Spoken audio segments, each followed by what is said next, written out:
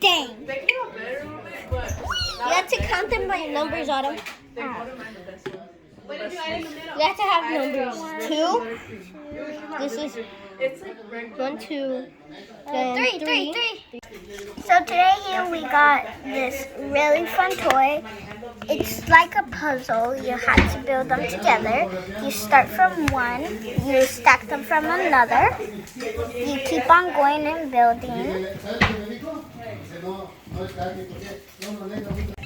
This is a really fun toy. It can help you with counting numbers.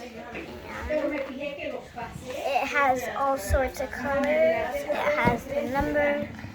You have to stack them.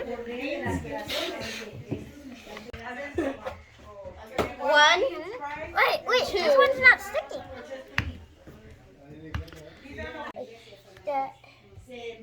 Let's line them up and just... Oh wait, I got an idea. Let's do it like this. Hold on.